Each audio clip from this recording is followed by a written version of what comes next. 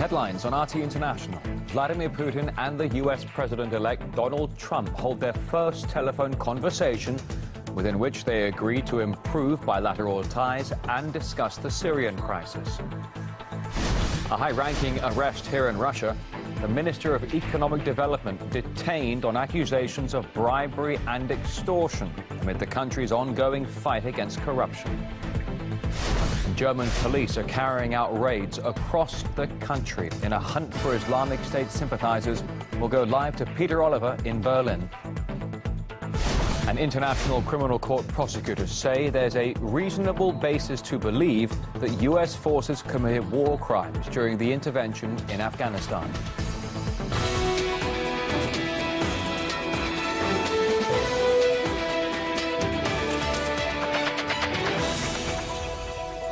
Your midday worldwide news headlines live from Moscow. Thanks for joining us. It's RT International. Vladimir Putin and Donald Trump vow to improve relations between Russia and America as they hold their first phone call since Trump won the presidential election.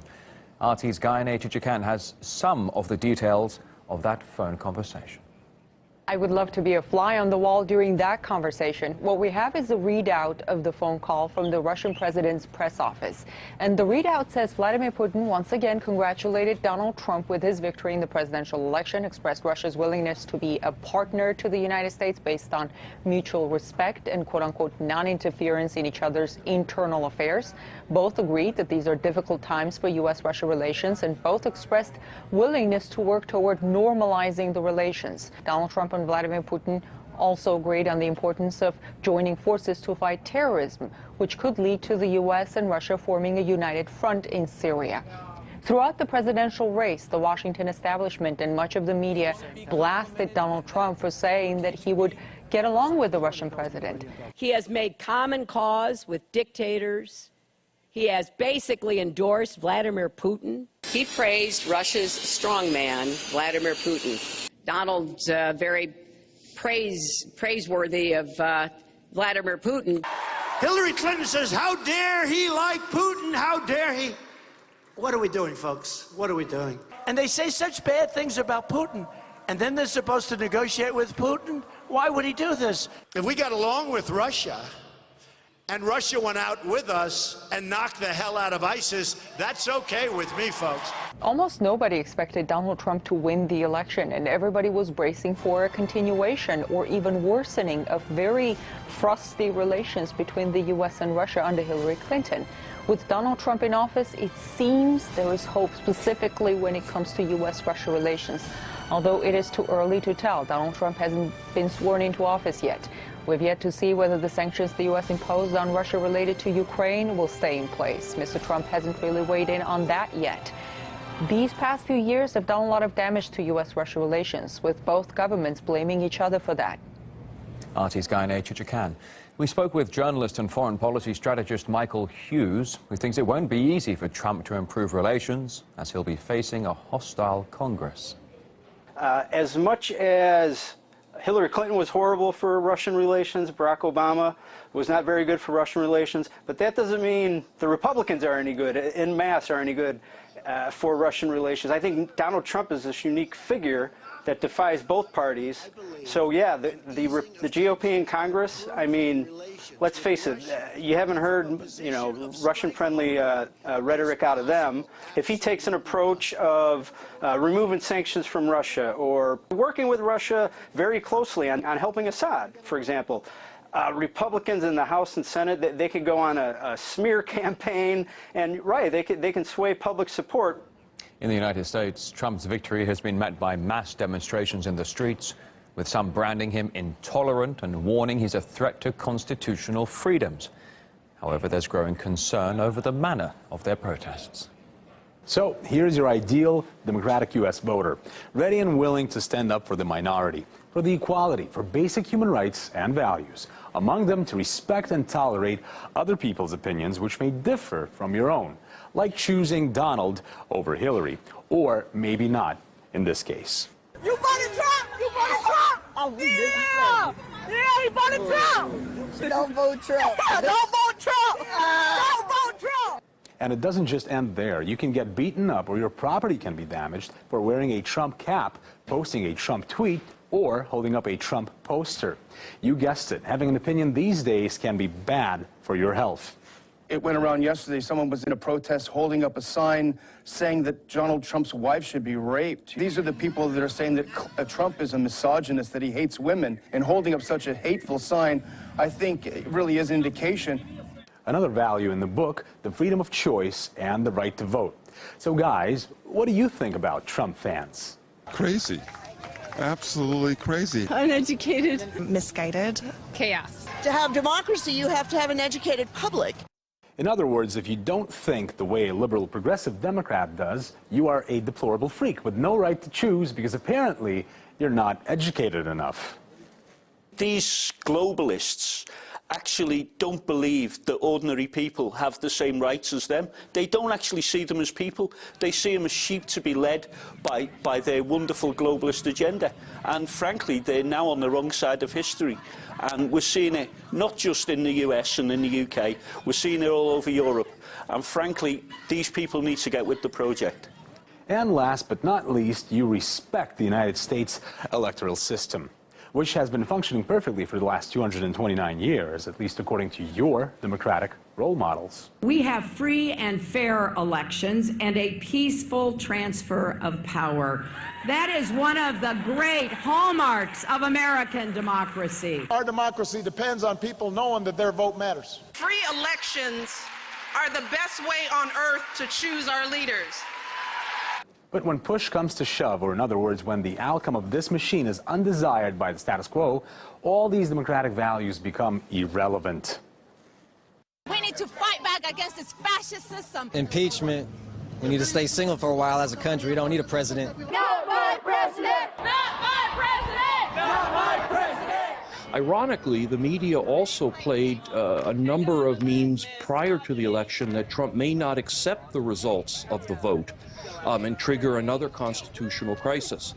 Well, now we're seeing who is protesting. People are saying silly things about, well, she won the popular vote, when they understand or should understand that America's complex and perhaps flawed electoral system chooses the president. It doesn't make a lot of sense. The U.S. has nourished and exported democracy for so long that it's become a household brand. But now it seems this product no longer does what it says on the label, with even your average democratic progressive liberal apparently ready to abandon principles and values that he supposedly stood up for throughout this election. I'm Miguel Francis Santiago. Trump's rival Hillary Clinton was among the many blindsided by his victory. Backed by almost the entire mainstream media, Hillary Clinton appeared to think she had the presidency in her pocket.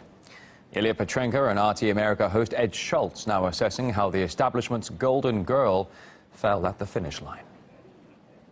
In the world of Hillary Clinton, it was decided long before November 8th who's going to get the White House after Barack Obama. And I tell you what, her world is huge. Did you see many or any pre-election polls that favored Donald Trump? Month after month, essentially all the media said was Hillary's winning. And even the day before the vote, the editors of Newsweek were still inhabiting Planet Clinton with this Madam President cover, which they had to recall when reality struck. Some 125,000 copies, no less. The creators of South Park were also living in Clinton land. Their pre-recorded post-election episode also had her win it. They had to rush and change it to this. The world is in a bit of a shock. We're sure this is for real, right? What have you done? And then at the center of the Clinton-verse was Hillary herself, who never, even for a moment, stopped to consider the possibility that non-Clinton worlds existed. They had everything ready for a huge party, including loaded fireworks machines. Last week, to the surprise of many, many people, we learned that Planet Clinton was just a myth. Let's ask RT America's Ed Schultz, who knows Hillary personally, if he thinks that Mrs. Clinton still believes it herself. Ed, hello. Thank you so much for joining us. So, Who was it that created the world of Clinton? Was it her campaign chiefs? Was it maybe Bill or anyone else? Well, I think that there was a lot of people that contributed to that. The world of Hillary is one of power and influence, and the world of Hillary is global. And there's a lot of factors that play into her success over the years, and it is amazing that she's not president of the United States with all the resources globally that they were able to put together. I find it's a bigger story that she's not president than it is Donald Trump being president, considering the world of Hillary. Well, how did Clinton and co. have everyone so convinced? If you look at the entire media spectrum, I mean, it was obvious. You turn on the TV in America, you go online. And the mainstream media in this country does not cover issues that rural America is concerned about. If you look at the map of the United States, you will see the metropolitan and the urban areas going to Hillary Clinton. You will see rural America going to Donald Trump. And the mainstream media is horribly disconnected. And for that matter, so is Hillary Clinton. She never went to Wisconsin. She didn't go to Michigan until late, and that was supposed to be her firewall. I mean, they were just a total miscalculation on how the media got it. I think that this is one for the archives, and it's one that may be duplicated in the future. There's no question that the mainstream media has got major egg on their face. Well, I'd just like to play a very short clip from one of her campaign speeches. Please take a listen. To just be grossly generalistic, you could put half of Trump's supporters into what I call the basket of deplorables. So everyone laughed at it in that room, but can you really laugh at statements like this? Maybe this kind of thing is to blame for it. Well, that was a classic from the standpoint that she was talking to people in New York City. She was talking to high donor limousine liberals, is what we call them, that have no connection with rural America. What Hillary Clinton did was just offend a majority of people in this country who voted for Donald Trump. That was a total turnoff. And you can't make a comment like that and then turn around and say that you want to be president of deplorables. It's an interesting soundbite that you played. It was a turning point in the campaign. She's blaming the FBI director, Comey. I think that comment that you just played as much into her defeat as anything she did on the campaign trail. But notice how she has not blamed the Russians. She hasn't blamed the Russians because they never had 100% proof that the hacking was taking place or that her campaign was being targeted. She'll blame Comey, but she won't. She hasn't gone so far as to blame the Russians, which I think is very, very funny, because at the end of the day, there's two things people didn't care about in America. They didn't give a damn about Donald Trump's taxes, and they didn't care about what the Russians were thinking about this election. That's what Trump's win boils down to. Russia's Minister of Economic Development has been arrested on corruption claims. RT's Nikki Aaron has details. The country's economy minister, Alexei Ulyukayev, could be facing up to 15 years behind bars. This comes after a criminal case has been opened against him. This was prompted by evidence found after police wiretapped his phone. The investigative committee carried out an experiment which caught him red-handed, accepting a $2 million bribe in return for the ministry's positive assessment that gave the go-ahead for oil giant Rosneft to acquire a 50% stake in another oil company, Bashneft. Now, the Kremlin spokesperson Dmitry Peskov has responded to the arrest. He's called the accusations very serious, which requires serious proof, ultimately leaving the case in the hands of the courts. Now, it is believed that this could mark part of a wider crackdown on corruption in Russia.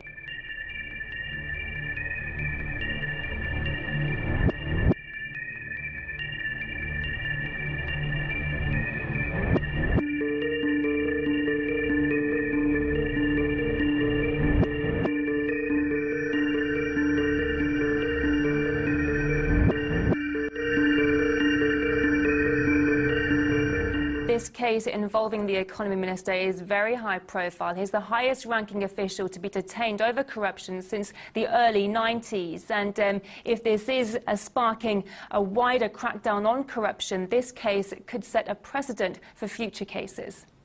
Right, RT's Peter Oliver is standing by for us in Berlin right now as a massive operation against ISIL sympathizers is now underway all across Germany. We'll get the live report in just a moment.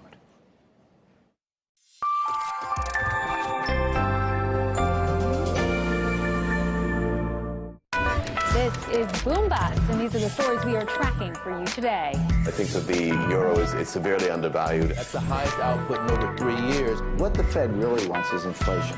The U.S. has more than doubled imports from Iraq.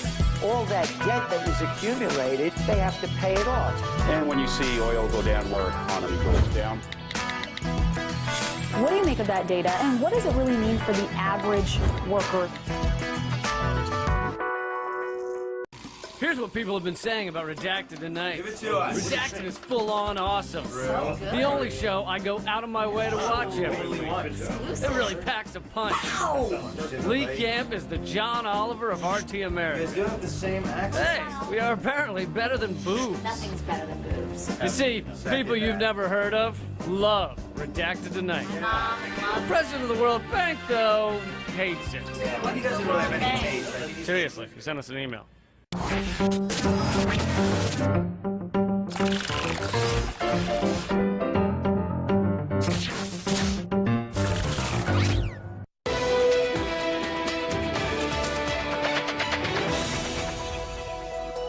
Thanks for joining us.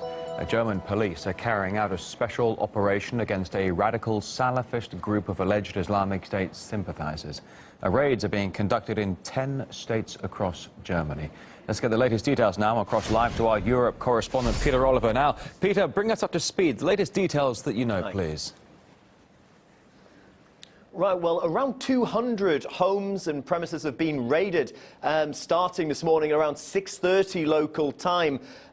Those raids took place in the west of Germany as well as here in Berlin, where I'm talking to you from. Now, they were targeting the Salafist group, a well-known Salafist group called True Religion here in Germany. Among those homes targeted was that of their leader, Ibrahim Abu Najir. Now, his home in Bonn was raided. However, we understand he wasn't there. We're hearing in German media that he may well be in Malaysia, where he's accused of working to promote Islamic State. Now, his organization, True Religion, has now been banned here in Germany. Just as the raid started, a tweet was sent out by the Interior Ministry confirming that from here on, that particular group would be on the banned list. But the leader of that group, as I say, 52-year-old Ibrahim Abu Najir, who has been referred to as Germany's chief hate preacher in the past. He wasn't at home and wasn't picked up during that raid that took place. But these raids are becoming somewhat commonplace here in Germany. Just last week, we saw another major round of them take place in which Abu Wallah was picked up. Now, he was regarded as the ISIS leader here in Germany, also known as the preacher without a face. He's also he was also claimed to be the top recruiter for Islamic State. When it comes to recruiting, though, it's worth pointing out that that group that's been banned today, True Religion, has been charged with radicalizing and converting 140 people, sending them off to Syria in order to fight. But these raids all came just a few days after a warning from the Belgian Interior Minister. He had this to say. Islamic State is under pressure in Mosul and Raqqa. We must be aware that there are not only 200 of our countrymen there, but between 3,000 and 5,000 Europeans. All the intelligence agencies are trying to monitor the situation and exchange information. If the wave comes, we must be ready. Well, what was also included in that warning as German police raid almost 200 homes here was that as those operations in Iraq and in Syria continue, there may be more jihadists, more European jihadists returning home to perhaps try and carry out operations here. So perhaps more of these police operations could be on the horizon. All right, RT's Peter Oliver in Berlin. Thank you. In the meantime, Russia's Federal Security Service says it has arrested 5 members of a group affiliated to Islamic State. And the men are suspected of plotting terror attacks in Moscow as well as Russia's Republic of Ingushetia. 2 homemade explosive devices along with electronic detonators and 5 firearms were also seized from the terrorists. Prosecutors from the International Criminal Court say U.S. armed forces may have committed war crimes in Afghanistan, and most of the abuses allegedly taking place from 2003 to 2004.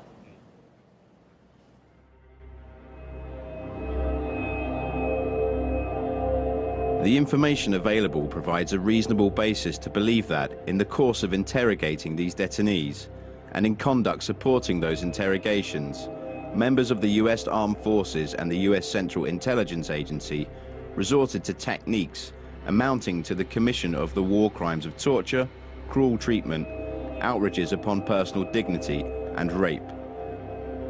At least 61 detained persons to torture, cruel treatment, 27 detained persons to torture, cruel treatment, occurred in 2003 to 2004. Part of approved interrogation techniques aimed at eliciting information. This preliminary examination report is the result of several years of work. In fact, it's been lasting for years that the chief prosecutor of the International Criminal Court has been determining whether a full-fledged investigation into potential war crimes committed by the U.S. military personnel and the CIA in Afghanistan would be taking place. Now, it says that members of the U.S. Armed Forces appear to have subjected at least 61 detained persons to torture, cruel treatment, outrages upon personal dignity on the territory of Afghanistan between May 1st, 2003 and December 31st, 2014. Members of the CIA appear to have subjected at least 27 detained persons to torture, cruel treatment, outrages upon personal dignity, and/or rape on the territory of Afghanistan and other states parties to the statute, namely Poland, Romania, and Lithuania, meaning the